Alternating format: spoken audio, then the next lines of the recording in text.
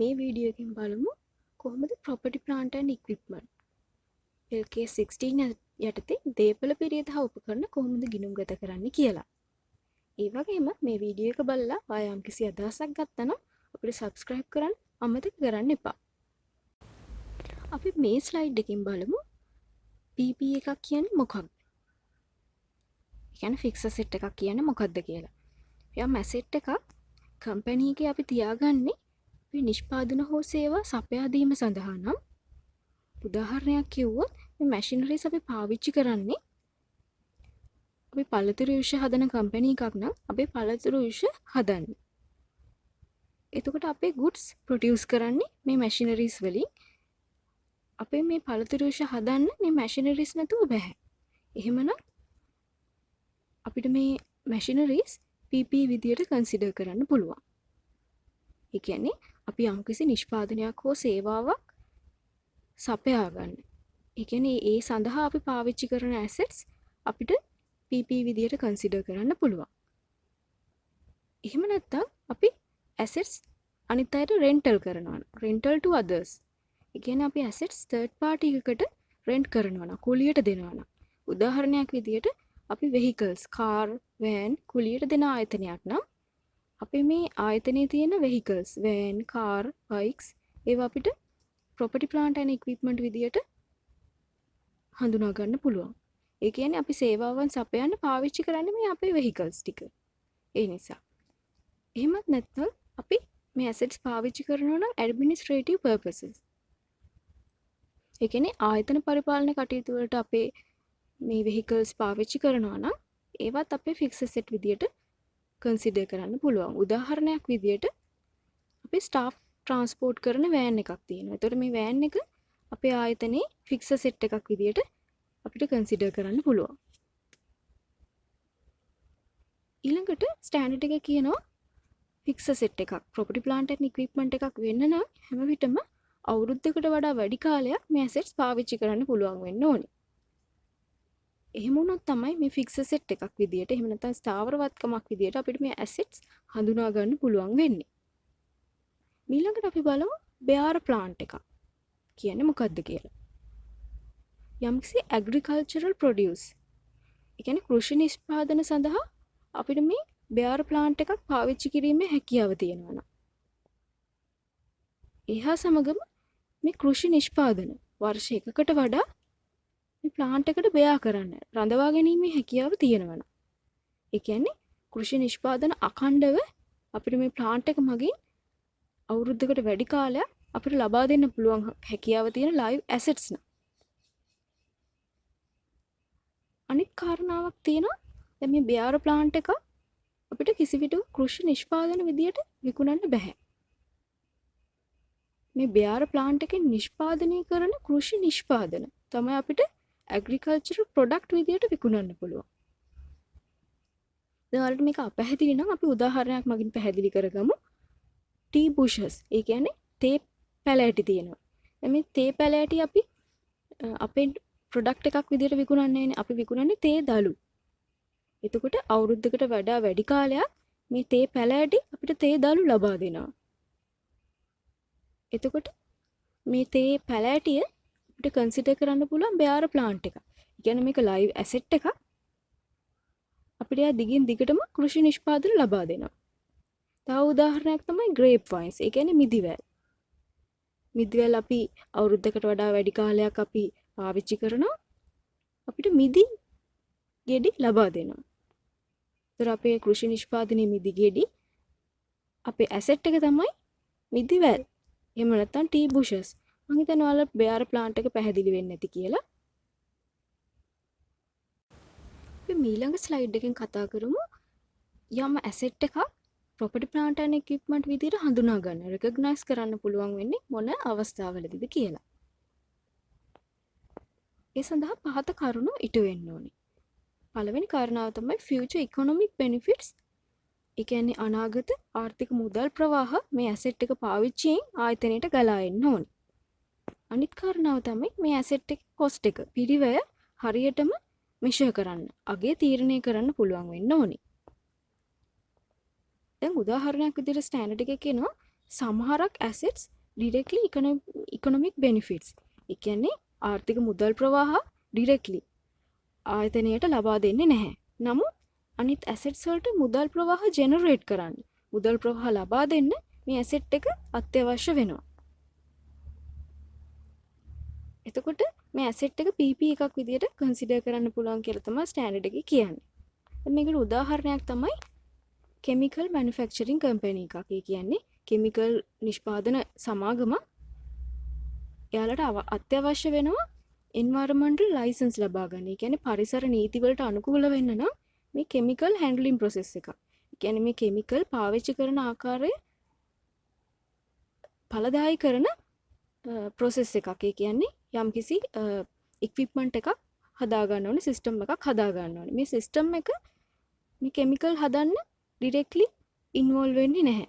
ඒ කියන්නේ ආර්ථික මුදල් ප්‍රවාහ මේ ආයතනයේ ඩිරෙක්ට්ලි ලබා දෙන්න ඉන්වෝල්ව් වෙන්නේ නැහැ.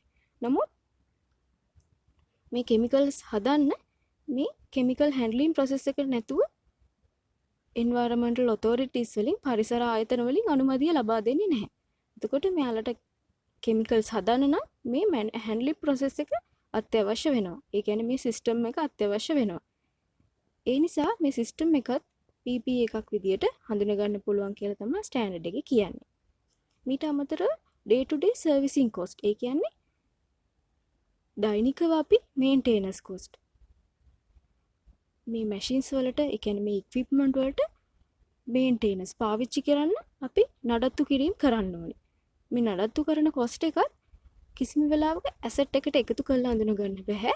ඒ නඩත්තු කිරීම දරන අවස්ථාවේ, ඒ කියන්නේ කොස්ට් එක ඉන්ක කරන වෙලාවෙම අපිට අපේ ප්‍රොෆිට් ඕ ලොස් P&L එකේ වියදමක් විදිහට හඳුනා ගන්න පුළුවන්. ඊළඟට replacements and inspections. ඒ කියන්නේ cost of replacement, inspections.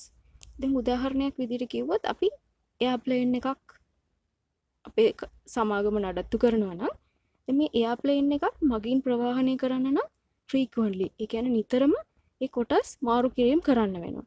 එහෙම නැත්නම් මේ එයාප්ලේන් එක දුවන්න කලින් ඉන්ස්පෙක්ෂන්ස් නිතරම පරීක්ෂා කිරීම කරන්න ඕනේ මගින්ගේ ආරක්ෂාව සඳහා.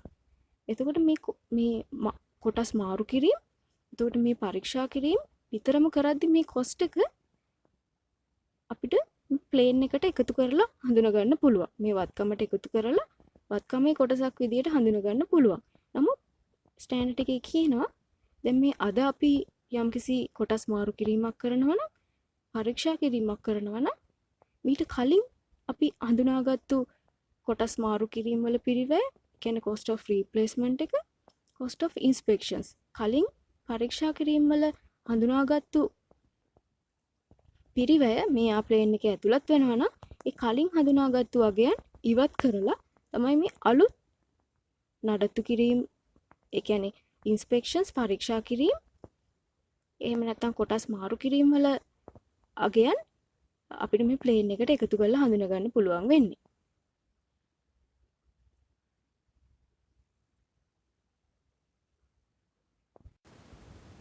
මේ ස්ලයිඩ් එකකින් කතා කරමු element of cost. ඒ කියන්නේ මොන පිරිවැයද අපේ ඇසෙට් එකට එකතු කරලා හඳුනා ගන්න පුළුවන් වෙන්නේ. කියන්නේ අපේ ඇසෙට් එකක පිරිවැය විදිහට අපි මොනවද හඳුනා ගන්න ඕනේ කියලා. purchase price එක. ඒ කියන්නේ අපි මේ වත්කම මිලදී ගන්න දරපු පිරිවැය. ඊට අමතරව මේ වත්කම අපි ආනයනය කරලා නම් ලබාගත්තේ ආනයන ගාස්තු. ඒ කියන්නේ කස්ටම් එකට ගෙවන duties, levies වගේ දේවල් අපි කන්සිඩර් කරනවා.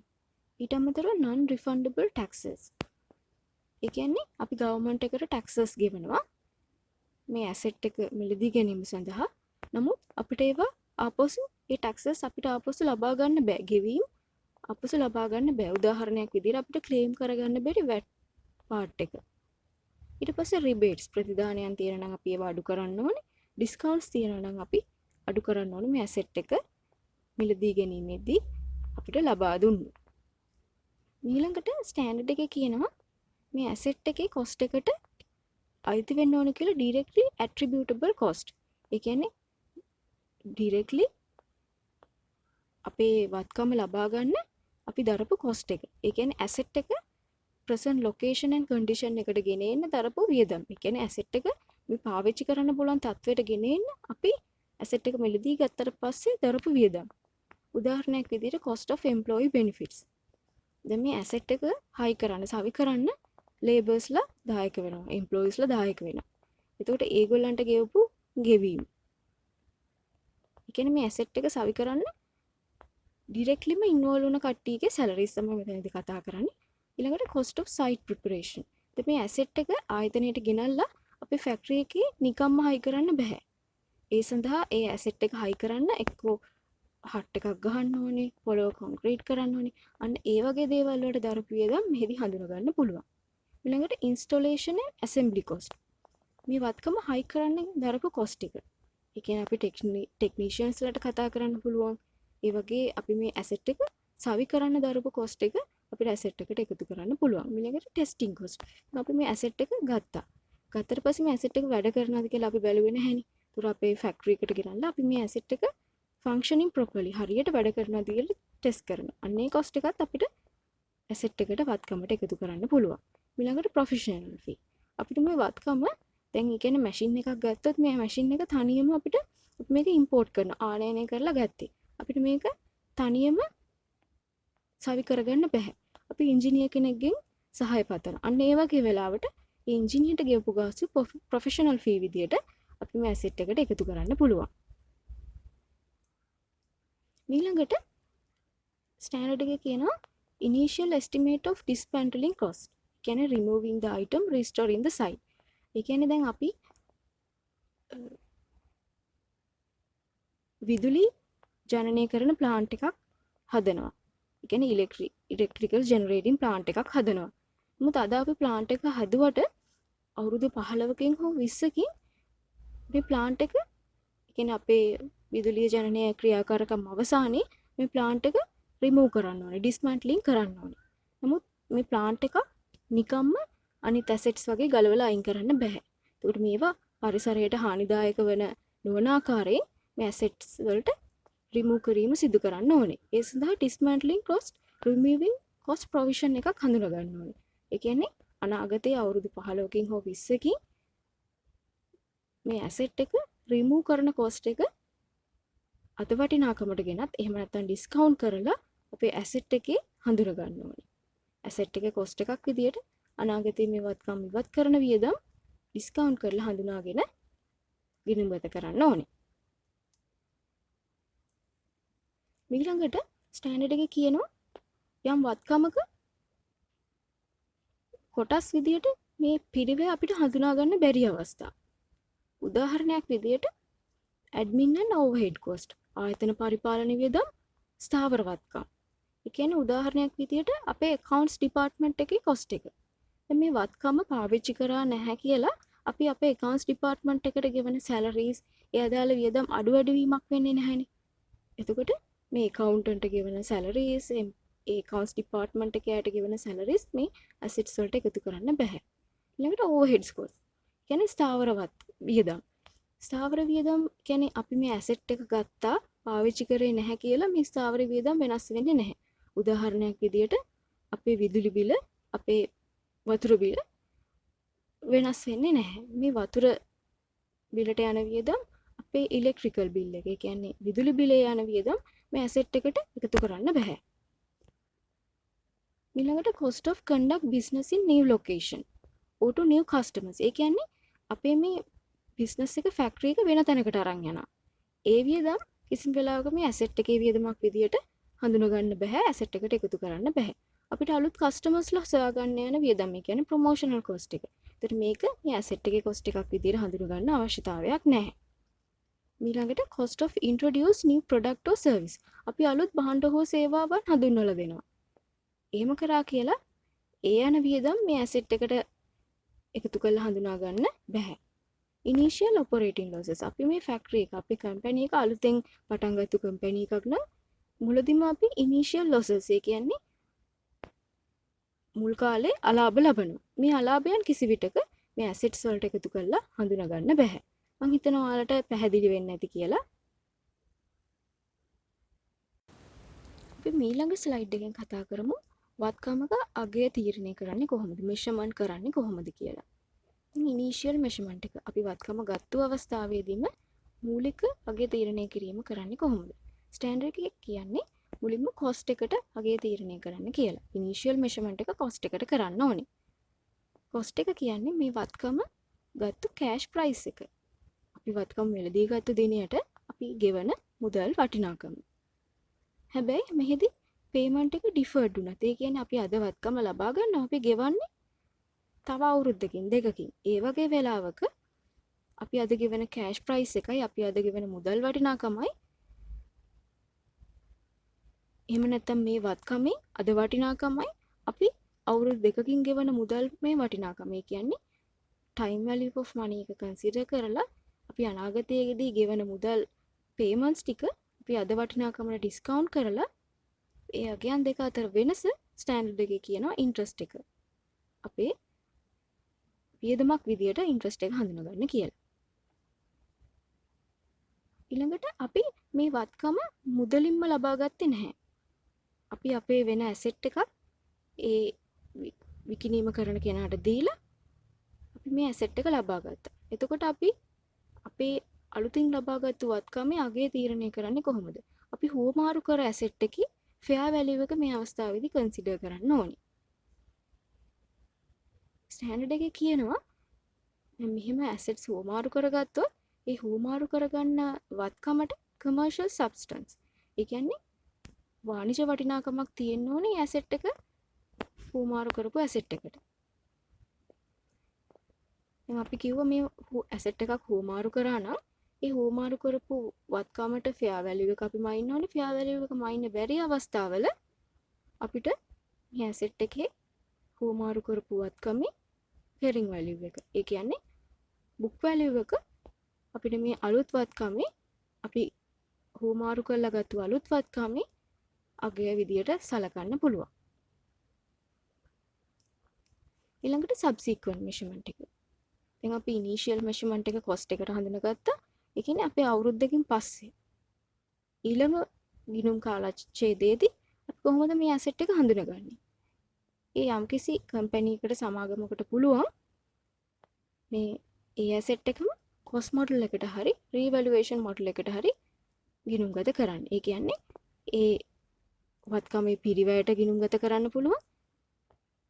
පිරිවැයට ගිණුම්ගත කරනවා නම් අපි මුලින්ම හඳුනාගත්තු කොස්ට් එකෙන් අඩු කරන්න ඕනේ අපේ ඩිප්‍රිසියේෂන් ෂෙයා වීම. ඒ කියන්නේ සමුච්චිත ෂෙයා අඩු කරලා ඊට අමතරව accumulated impairment losses. මේ වත්කම පාවිච්චි කරනකොට අපිට තේරෙනවා නම් මේ වත්කමේ මාකට් වැලියු එක. ඒ කියන්නේ මේ වත්කම අපිට වෙළඳ පොළ අගයට වඩා අපේ වත්කමේ අගය අඩුවීමක් තියෙනවා නම් ඒ අගය අඩුවීම සලකා බලලා අපිට මේ වත්කමේ කැරින් වැලියු එක. ඒ කියන්නේ බුක් වැලියු එක. පොත් අගය ගණනය කරන්න පුළුවන්. ඒ කියන්නේ අපි මුලින්ම ගත්ත කොස්ට් එක ගත්තා. ඒකෙන් අපි සමුච්චිත ෂෙයා අඩු කරා. අපි සමුච්චිත ඉම්පයර්මන්ට් ලොසස් උත් අඩු කරන්න ඕනේ. ඊළඟට අපිට මේ වත්කම දැන් කොස්ට් එකට හඳුන ගන්න පුළුවන්. එහෙම නැත්නම් මේ වත්කමට ෆෙයා වැලියු එක ඕනම වෙලාවක මයින්න පුළුවන්. එහෙම නැත්නම් අපේ කම්පැනි එක PLC කම්පැනි එකක්. පබ්ලික් ලිමිටඩ් කම්පැනි එකක් නම් මේ ඇසෙට්ස් රීවැලුවේෂන් මොඩල් එකට මනින්න පුළුවන්. දැන් මේ රීවැලුවේෂන් මොඩල් එකේදී කරන්නේ ප්‍රත්‍යාගණන අගය තමයි මෙහිදී සැලකිලිමත් වෙන්නේ. ඒ වත්කම ප්‍රත්‍යාගණනය කරලා ප්‍රත්‍යාගණන අගය අපි ගන්නවා. ඒ ප්‍රත්‍යාගණන අගයෙන් අපි මේ වත්කම ප්‍රත්‍යාගණනය කරාට පස්සේ සමුච්චිත ෂෙයා ගණනීම් කිරීම කරලා ෂෙයා අඩු කිරීම කරනවා. ඊට අමතරව දැන් ප්‍රත්‍යාගණනයෙන් පස්සේ මේ වත්කමේ අගය අඩුවීමක් තියෙනවා නම් ඉම්පයර්මන්ට් ලොස් එකක් තියෙනවා නම් ඒකත් අපිට අඩු කරලා අපිට මේ ඇසෙට් එකේ යම්කිසි ගිණුම් කාල සීමාවකදී අගය තීරණය කරන්න පුළුවන්. දැන් උදාහරණයක් විදිහට ගත්තොත් අපි මේ කම්පියුටර් ඉක්විප්මන්ට්ස් රීවැලියු කරා. එහෙමනම් අපි මේ එන්ටයර් ක්ලාස් එකම අපේ කම්පැනි එකේ තියෙන මුළු කම්පියුටර් ඉක්විප්මන්ට් සියල්ලම ප්‍රත්‍යාගණන අගයට තමයි සලකා බලලා ගිණුම්ගත කරන්න ඕනේ. දැන් උදාහරණයක් විදිහට අපි එක බිල්ඩින් එකක් ප්‍රත්‍යාගණනය කරා. ස්ටෑන්ඩඩ් එකේ කියනවා එහෙම හරියන්නේ අපේ කම්පැනි එකට අයිති බිල්ඩින්ග්ස් ඔක්කොම ෆෙයා වැලියු එකටම අයින්න ඕනේ. කියන්නේ ප්‍රත්‍යාගණන අගයට ගිණුම්ගත කරන්න ඕනේ කියලා කියන්නේ.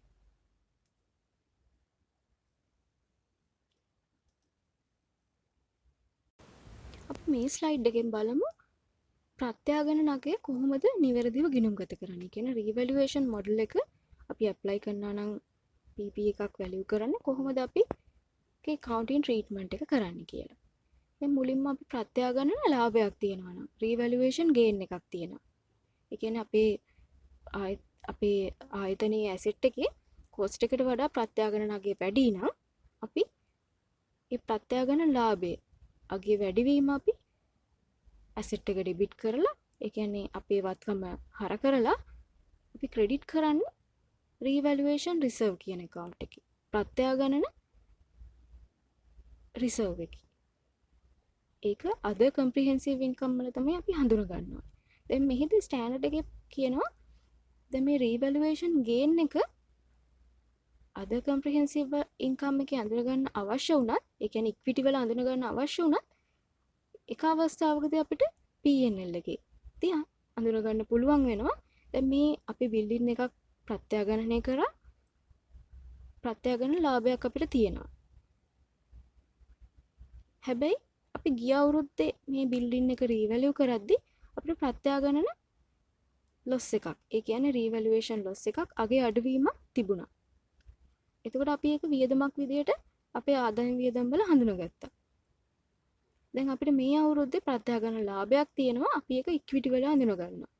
එතකොට අපිට මේ ප්‍රත්‍යාගණන ලාභය ගිය අවුරුද්දේ අපිට ආපු ප්‍රත්‍යාගණන අගේ අඩුවීමෙන් අලාභයෙන් අපිට සෙට් ඔෆ් කරගන්න පුළුවන්. ඒ කියන්නේ ප්‍රත්‍යාගණන ලාභය ගිය අවුරුද්දේ අලාභයෙන් සෙට් ඔෆ් කරලා ඉතුරු ප්‍රත්‍යාගණන ලාභයක් තියෙනවා නම් ඒක ඉක්විටි වල අද කොම්ප්‍රිහෙන්සිව් ඉන්කම් එකේ අඳුන ගන්න පුළුවන් කියලා තමයි කියන්නේ. දැන් මේකට උදාහරණයක් කියවුවොත් මේ අවුරුද්දේ ප්‍රත්‍යාගණන ලාභය මිලියන 20ක් තියෙනවා. ගිය අවුරුද්දේ ප්‍රත්‍යාගණන අලාභයක් තියෙනවා මිලියන 10ක. එතකොට අපිට මේ අවුරුද්දේ ප්‍රත්‍යාගණන ලාභය රීවැලුවේෂන් ගේන් එක මිලියන 20ම අපිට ඉක්විටි වල අඳුන ගන්නව වෙනුවට අපිට මේ මිලියන 20න් ගිය අවුරුද්දේ අලාභය මිලියන 10 අඩු කරලා ඉතුරු රිමේනින් ගේන් එක ඉතුරු ලාභය මිලියන 10ක් විදියට ඉක්විටි වල මේ අවුරුද්දේ හඳුන ගන්න පුළුවන්. ඊළඟට අපි බලමු ප්‍රත්‍යාගණන අලාභයක් තිබුණා. ප්‍රත්‍යාගණන අලාභයක් තිබුණොත් අපි ආදායම් වියදම් වල වියදමක් විදියට බිල්ඩින් රීවැලුවේෂන් ලොස් කියලා අපි හඳුනා ගන්නවා. ඒ කියන්නේ අපේ බිල්ඩින් එකේ ප්‍රත්‍යාගණන අලාභය විදියට අපි වියදම් වල හඳුනා ගන්නවා. නමුත් හිතන්න ගිය අවුරුද්දේ තියෙනවා ප්‍රත්‍යාගණන ලාභයක් මේ බිල්ඩින් එකේ. එතකොට අපි මේ අවුරුද්දේ වියදමක් විදියට හඳුනගන්නේ නැතුව අපි ගිය අවුරුද්දේ ප්‍රත්‍යාගණන ලාභය අපි ඉක්විටි වල හඳුනගෙන තියෙනවා. අද කොම්ප්‍රිහෙන්සිව් ඉන්කම් එකේ හඳුනගෙන තියෙන එක අපි OCI කියලා කියන්නේ. දැන් ගිය අවුරුද්දේ ලාභයෙන් මේ අවුරුද්දේ අලාභය අඩු කරලා ඉතුරු අලාභයක් තියෙනවා නම් ඒක වියදමක් විදියට හඳුනා ගන්නවා. උදාහරණයක් විදියට මිලියන 15ක් මේ අවුරුද්දේ ප්‍රත්‍යාගණන අලාභයක් තියෙනවා. ගිය අවුරුද්දේ මේ බිල්ඩින් එකේම ප්‍රත්‍යාගණන ලාභයක් තියෙනවා මිලියන 5ක. ඒතකොට මිලියන 15න් ගිය අවුරුද්දේ ලාභය අඩු කරලා මිලියන 10ක ඉතිරි ප්‍රත්‍යාගණන අලාභයේ විදියට වියදම් වල හඳුනා ගන්න ඕනේ. දැන් මේ ඉහත සඳහන් කරන ලද රීවැලුවේෂන් ගේන් එකයි රීවැලුවේෂන් ලොසස් මෙම සෙට් ඔෆ් කරන්න පුළුවන් එකම ඇසෙට්ස් එකේ ගේන් ලොසස් ගිය අවුරුදු වල තිබුණොත් විතරයි. ඒ කියන්නේ මේ බිල්ඩින් එකක් රීවැලියු කරා නම් ගිය අවුරුද්දේ ඒකට සමාන ලාභය හෝ අලාභය තමයි මෙහිදී මෙහෙම සෙට් ඔෆ් කරන්න පුළුවන් වෙන්නේ. ඊළඟට ස්ටෑන්ඩඩ් එකේ කියනවා දැන් මේ වත්කම අපි විකුණනවා නම් ඩිස්පෝස් කරනවා නම් අපි මේ ප්‍රත්‍යාගණන ලාභ විදියට අපි අද කොම්ප්‍රිහෙන්සිව් ඉන්කම් ඒ කියන්නේ ඉක්විටි වල අඳුනගත්ත රීවැලුවේෂන් රිසර්ව් එක ප්‍රත්‍යාගණන සංචිතය අපිට රිටේන් අර්නින්ග්ස් වලට ට්‍රාන්ස්ෆර් කරන්න ඕනේ මේ ඇසෙට් එක ඩිස්පෝස් කරන අවස්ථාවේදී. ඒ කියන්නේ අපේ රඳවාගත් ලාභය විදියට අපි මේ ප්‍රත්‍යාගණන සංචිත රඳවාගත් ලාභයට මාරු කරන්න ඕනේ මේ ඇසෙට් එක විකුණන අවස්ථාවේදී.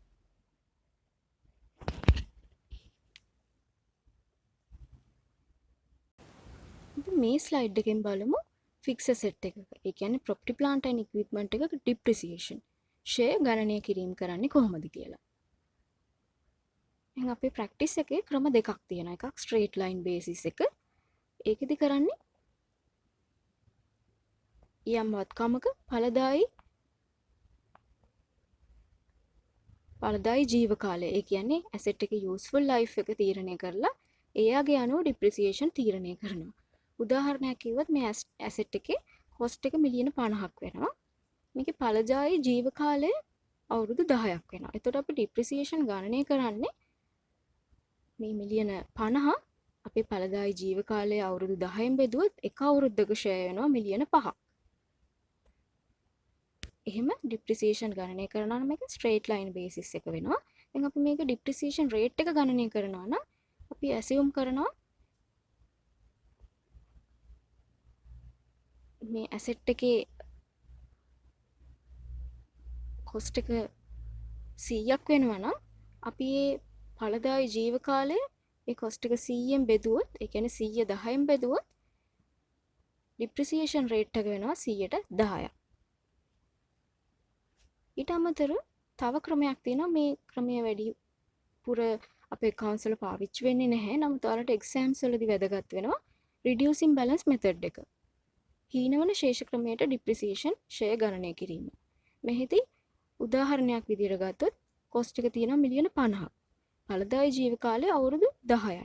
salvage value එක, ඒ කියන්නේ ඵලදායි කාලය අවුරුදු 10 අවසානයේදී මේ වත්කම විකුණන්න පුළුවන් scrap value. ඒ කියන්නේ සුන්බුන් අගය මිලියන 3ක් වෙනවා. මෙහිදී depreciation ගණනය කිරීම ටිකක් සංකීර්ණයි. අපි මිලියන 50 අපේ පිරිවැය ගත්තා. මේ මිලියන 50න් අපි සුන්බුන් අගය මිලියන 3 අඩු කරා. ඒකට අපි depreciation rate එක වැඩි කරා. ඒ කියන්නේ 110න් වැඩි කරා. ඒ කියන්නේ 100 බෙදනවා අවුරුදු 10යි. ඒකට 110යි. එතකොට අපේ ෂෙයා ගණනය කරා අපි මිලියන 4.7ක්. කියන්නේ මිලියන 50න් සුන්බුන් අගය අඩු කරා, depreciation rate එකකින් වැඩි කරා. දැන් අපි අපේ ගිණුම් කාල සීමාව අවසානයේදී book value එක, කියන්නේ carrying value එක ගණනය කරනවා නම් මිලියන 50න් මේ මිලියන 3 අඩු කරලා අපේ ෂෙයා මිලියන 4.7ත් අඩු කරන්න.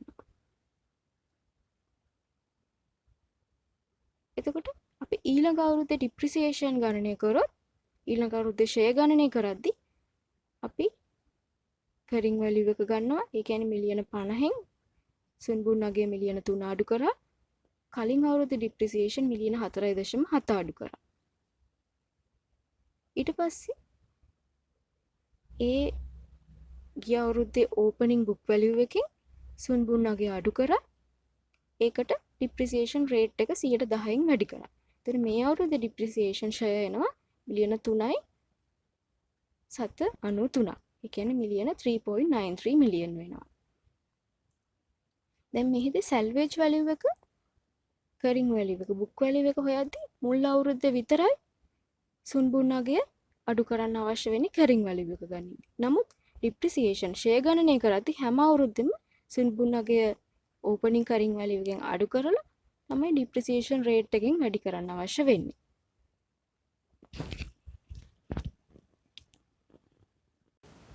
අපි මේ slide එකෙන් බලමු impairment එක. එහෙම නැත්නම් අපේ asset එකේ අගේ අඩුවීමක් කොහොමද අපි ගිණුම්ගත කරන්නේ කියලා. දැන් අපි book value එක ගණනය කරන්න දන්නවා. අපේ මුල් පිරිවැයෙන් අපි අඩු කරනවා සමුද්දිජ ෂෙයා. අපි කලින් ස්ලයිඩ් එකේ කතා කරා ෂෙයා ගණනය කිරීම.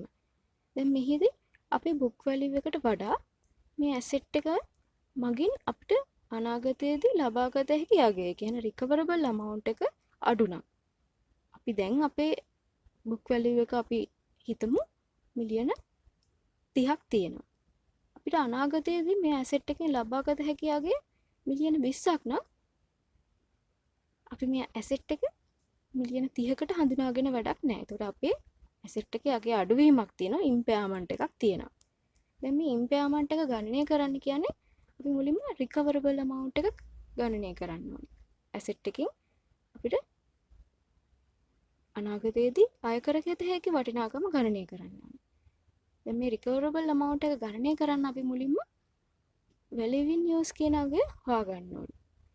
දැන් මේ value in use කියන්නේ අපි අනාගතයේදී මේ asset එක පාවිච්චි කරලා අපිට ආර්ථික මුදල් ප්‍රවාහ ආයතනයට ලබා දෙන අගයන් අපි අද වටිනාකමට ගෙනල්ලා. එහෙම නැත්නම් අපේ මුදල් ප්‍රවාහ අද වටිනාකමට ඩිස්කවුන්ට් කරලා ලබා ගන්න අගයට වැලියු නිවුස් කියලා කියනවා.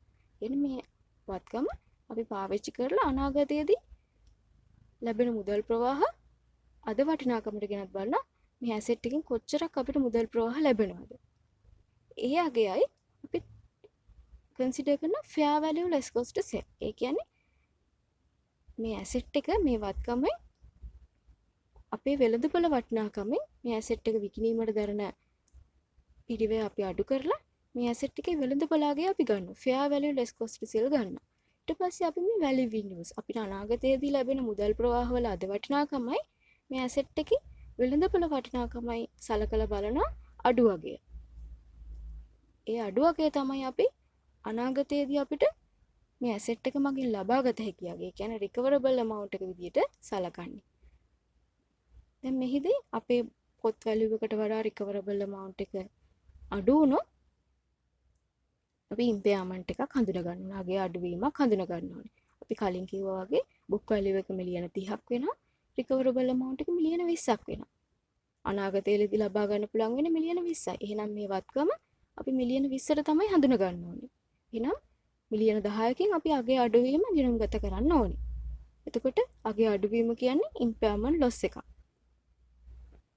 අගේ අඩුවීමේ අලාභය impairment loss එක හර කරනවා. ඩෙබිට් කරනවා මිලියන 10කින් අපේ වත්කම ෆික්ස් asset එක. ඒ කියන්නේ property plant and equipment එක බැර කරනවා මිලියන 10කින්. අගේ අඩු කරනවා මිලියන 10කින්. ඊළඟට derecognition. derecognition කියන්නේ මේ වත්කම හඳුනා ගැනීම ඉවත් කරනවා. ඒ කියන්නේ වත්කම අපි විකුණනකොට හරි මේ වත්කමෙන් තවත් අපිට තියාගෙන වැඩක් නැහැ. අනාගත මුදල් ප්‍රවාහ එන්නේ නැහැ මේ ඇසෙට් එක තියාගත්තා කියලා. එහෙනම් මේ ඇසෙට් එක ඩිස්පෝස් කරන්න අවශ්‍යතාවය තියෙනවා. ඒකයි derecognition කියලා කියන්නේ. එතකොට දැන් මේක derecognition disposal එක ගිණුම්ගත කරන හැටි තමයි මම මේ පහළ පෙන්නලා තියෙන්නේ. දැන් අපේ ඇසෙට් එක වටිනවා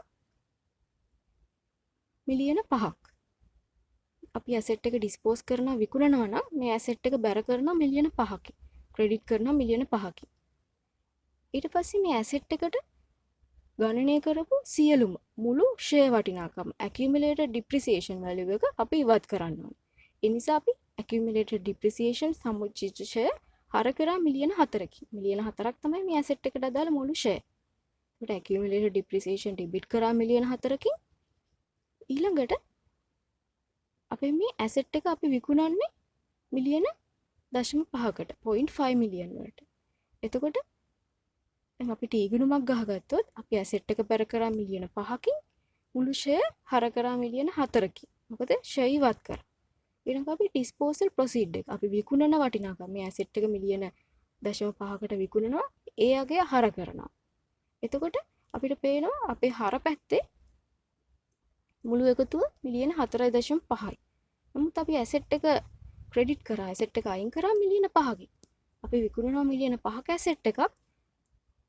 නමුත් අපිට ලැබෙන්නේ මුළු වටිනාකම මිලියන 0.5යි. අපි ඉවත් කරපු ෂෙයා මිලියන 4යි. හර පැත්ත එකතුව මිලියන 4.5යි. එතකොට අගේ අඩුවීමක් තියෙනවා හර පැත්තේ. එහෙනම් අපි අඳුන ගන්නවා විකිණීම් අලාභයේ ඩිස්පෝසල් ලොස් එකක් විදියට මිලියන 0.5. මම හිතනවා ඔයාලට ඩිස්පෝසල් ලොස් එකක් ගණනය කරන ආකාරයත් පැහැදිලි වෙන්නේ නැති කියලා.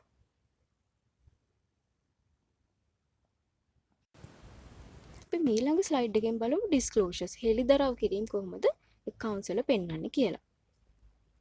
පළවෙනියටම measurement methods. අපි කොහොමද මේ වත්කම් වල අගය තීරණය කරපු ක්‍රම. අපි cost එකටද පිරිවැය ක්‍රමයටද එහෙම නැත්නම් ප්‍රත්‍යාගණන අගයටද අපි මේ වත්කම් වල අගය තීරණය කළා කියලා හෙළිදරව් කරන්න ඕනේ. ඊළඟට depreciation methods. අපි ෂෙයා තීරණය කරේ කොහොමද? අපි straight line method එකටද reducing balance method එකටද කියලා accounts වල හෙළිදරව් කරන්න ඕනේ. ඊළඟට useful life of the assets. මේ කියන්නේ assets වල ඵලදායී ජීව කාලය building වල මෙච්චරයි, computer equipment වල මෙච්චරයි, furniture වල මෙච්චරයි කියලා පෙන්වන්න ඕනේ. ඊළඟට gross carrying amounts and accumulated depreciation. ඒ කියන්නේ අපේ book value එක වෙනම පෙන්වන්න ඕනේ. අපේ සමුච්චිත ෂෙයා වෙනම පෙන්වන්න ඕනේ. දැන් ඔයගලන්ට account set එකක, ඒ කියන්නේ මොන හරි company එකක ගිණුම් වලට ගියොත් එහෙම fixed asset note. ඒ කියන්නේ ස්ථාවර වත්කම් note එකට ගියොත් එහෙම ඒකේ පෙන්නනවා අපේ ඇසෙට් එකේ net book value කොච්චරද, cost එක කොච්චරද, අපේ සමුච්චිත ෂෙයා කොච්චරද කියලා වෙනම පෙන්වන්න ඕනේ. ඊළඟට දැන් මේ note එකක fixed asset note එකක පෙන්වන්න ඕනේ reconciliation of carrying amounts. ඔය කොහොමද මේ asset එකේ book value carrying value එක ගණනය කරේ කියලා පෙන්වනවා. ඒ කියන්නේ අපි asset category වලට උදාහරණ විදියට asset category ටික පෙන්නනවා. අපේ building, computers, එතකොට furnitures ඒ asset categories ටික පෙන්නනවා. ඊට අමතරව ඒ asset category වලට අදාළ cost එක මොනවද කියලා අපි දාගෙන යනවා. ඊළඟට අපේ accumulated depreciation අපේ සමුච්චිත ෂෙයා කොච්චරද කියලා දාගෙන යනවා. එතකොට අපි පිරිවැයෙන් සමුච්චිත ෂෙයා අඩු කරලා අපේ net book value එක. ඒ කියන්නේ අපේ carrying value එක පොත්තගේ කොච්චරද කියලා අපි පෙන්නගෙන යනවා. ඒ විදිහේ reconciliation එකක් පෙන්වන්න ඕනේ. දැන් මේක කරනවා නම් අපි asset category ටික අරගෙන අපි opening balance එක ගන්නවා. අපේ asset වල opening පිරිවැය කොච්චරද කියලා ගන්න. ඒකට අපේ අලුතින් asset මිලදී ගත්තේ additions ටික පෙන්නගෙන යනවා. අපි depreciation අඩු කරපුව කොච්චරද කියලා පෙන්නගෙන යනවා. revaluation gain ප්‍රත්‍යාගන්න ලාභ තියෙනවා නම් ඒව එකතු කිරීම කොහොමද? ප්‍රත්‍යාගන්න අලාභ තියෙනවා නම් ඒ අඩු කිරීම වෙන්නේ කොහොමද? impairment එකක් අගේ අඩුවීමක් තියෙනවා නම් ඒවා ගිණුම්ගත කරේ කොහොමද කියලා reconciliation එකක් accounts වල පෙන්වන්න ඕනේ. ඔයාලට යම් කම්පැනි එකක ස්ථාවරවත්කම් නෝට් එකක් අරගෙන බලන්න මේ කරුණු සියල්ලම accounts වල පෙන්වනවා. ඊළඟට ඉතා වැදගත් කාරණයක් තමයි යම් asset එකක්.